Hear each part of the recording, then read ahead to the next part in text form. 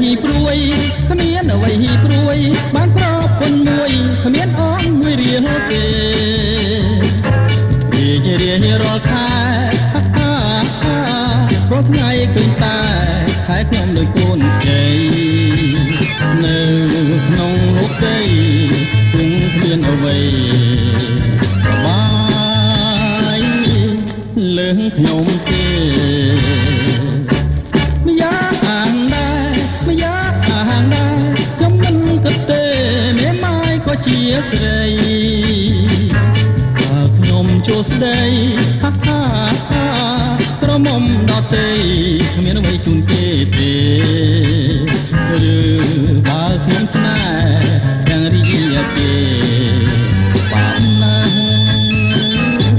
ធ្លាក់នៅរួងហើយមើលឆោមមើលរូបឆោមស័ក្តិសមទាំងព្រមក្រមុំល្មមចាញ់តែមាត់ឈ្ងុយឆ្ងាញ់ឆ្នាំងចាំងពេញខ្លាញ់ស្រឡាញ់ពេញចិនដាដងពីងយ៉ាងណាគង់ចាញ់ស្នេហាម៉ាយមួយភ្លើងដែរ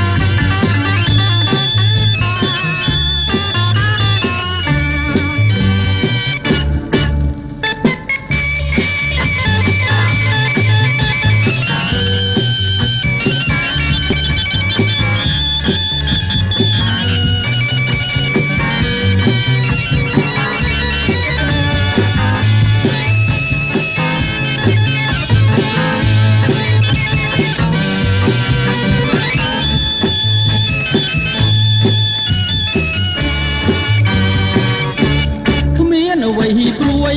គ្មានអ្វីព្រួយបានប្រពន្ធមួយគ្មានអងមួយរៀលទេរៀងរាល់ខែព្រោះថ្ងៃឃើញតែខ្ញុំដូចកូនជ័យនៅក្នុងលោកទេគង់គ្មានអ្វីសបាយលើងខ្ញុំទេ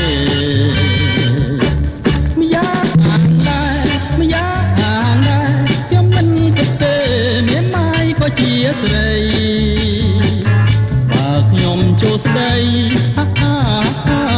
ក្រមុំដតីមានអ្វីជូនគេទេឬ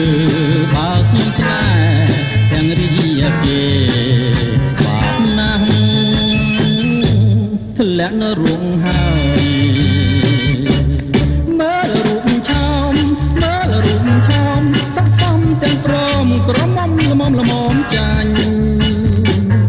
តែមាត់ឈ្ងុយឆ្ងាញ់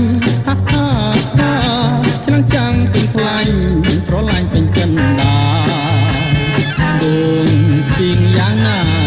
គង់ចាញ់ស្នេហាម៉ាយមួយភ្លើង